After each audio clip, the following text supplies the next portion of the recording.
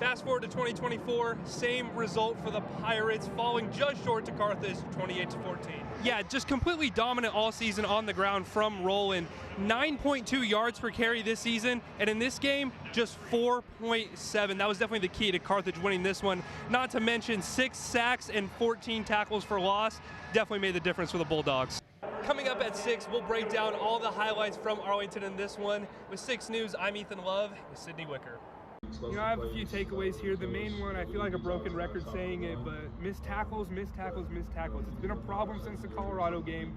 It's still a problem now, and it's not just the defense, too. The offense had a lot of miscues, 2 ill-timed interceptions by Josh Hoover, a lot of overthrows. It didn't seem like any phase, defense, special teams, or offense, was ever in a groove or playing cohesively.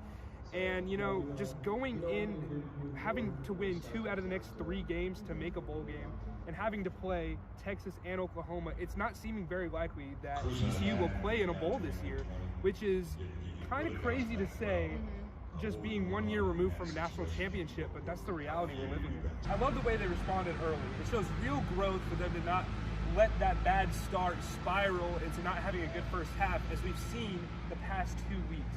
And as you mentioned, the guys, all around great performance, offense, defense, special teams. The D-line had a great impact on this game of getting pressure on Chapin the entire game. And even guys that had some mistakes. Amani Bailey had that early fumble, but for him to come back and still log 2 rushing touchdowns shows the resiliency of this team, which is super important going into Norman next week in a playoff-esque scenario must-win game. 7 points against Texas Tech in that first half last week, 6 points in the first half this week. When your offense is having to scurry like that in the second half to try and make up for a ton of ground, it just puts you in a bad situation. And we saw again, it was too little, too late, and just big mistakes on both sides of the ball. Millard Bradford gets the interception, fumbles on the return. Josh Hoover throws a late interception before the half, and that ends up being another score for the Texas Longhorns. And then it's a 3-score game, and against a really good team like Texas, it's hard to come back.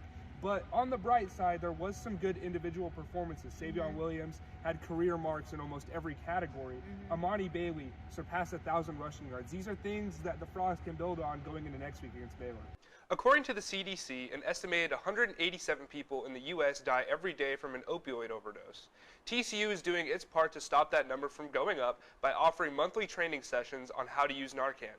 Anna Claire Payne has that story. And as we head into the weekend, TCU hopes to bring home another football win as they face Kansas State with backup QB Josh Hoover leading the Frogs. Delaney Vega has more on what to expect from this weekend. TCU student jazz group, the Purple and White Blues, hosted the Vocal Jazz Academy last Saturday for a day of workshops. Yeah, I think as soon as the Falcons run into someone that has a good run defense, I think they might be a little suspect when Desmond Ritter has to throw the ball more than 15 times. But I kind of want to stay in the NFC South for my fraudulent 2-0 team as well.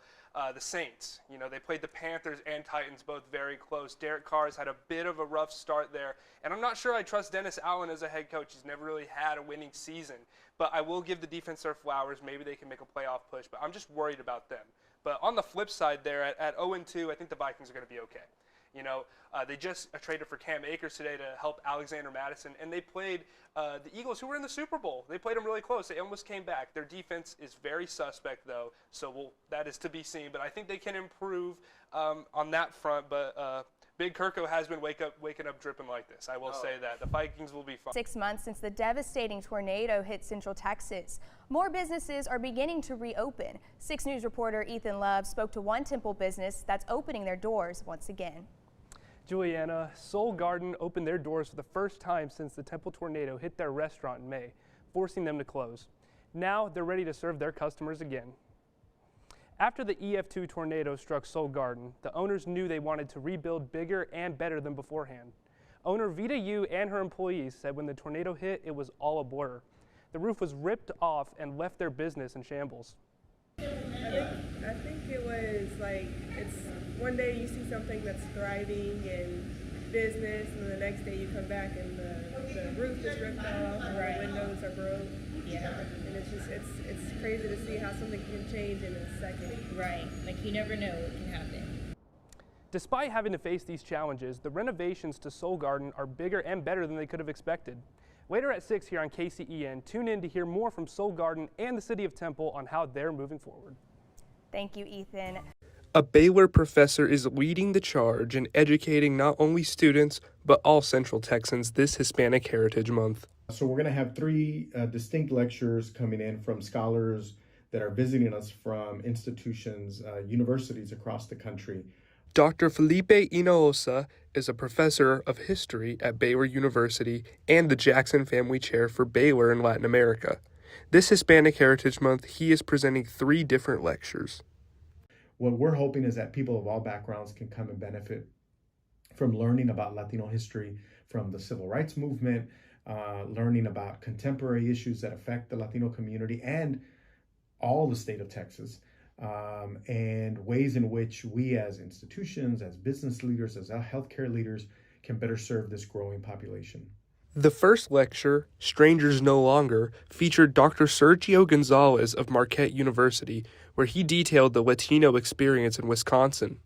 If you missed the first lecture, don't worry because there's 2 more on the horizon. On October 3rd, the university will have a panel of 3 speakers to discuss democracy across the Americas. Lastly, Dr. Johanna Fernandez will come to Baylor on October 10th to speak on her upcoming project and her book on the Puerto Rican civil rights movement. What we wanted to do here at Baylor was to make sure that as we celebrate this month, the contributions of Latinos to American society, I also wanted to make sure that there's a political edge to Latino History Month, that we're talking about what democracy means to Latinos, that we better understand the Latino vote, how Latinos are going to vote in this upcoming election, and then to look at our responsibility to our neighbor, to the immigrant population, especially in this highly polarized moment. So we're going to use Hispanic Heritage Month as a way to really get people thinking about Latino history in new and innovative ways. In addition to these lectures, Dr. Hinojosa is also working on a new book that focuses on the Latino civil rights movement from the 1960s to the 1990s. My hope with this new book is to look at a national view of the Latino civil rights movement, to look at how Latinos fought for bilingual education, how Latinos fought for more teachers in public schools, how they fought for a change in the curriculum so that today I can teach Latino history at Baylor University and it's offered at Texas Christian University or UT Austin or Texas A&M, that it becomes central to that. The question of immigration and the question of looking at the full citizenship rights of Latinos rather than them being treated as second-class citizens. So that's an important part of this book, and looking at the contributions that particularly Mexican Americans and Puerto Ricans have made to American democracy.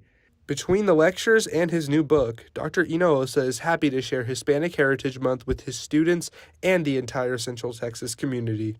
It means everything for me to share the culture with my students. I have students of all backgrounds in my classes.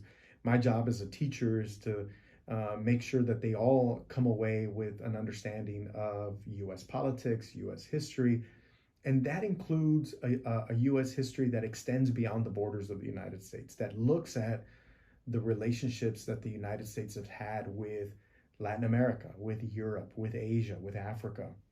In Waco with 6 News, I'm Ethan Love.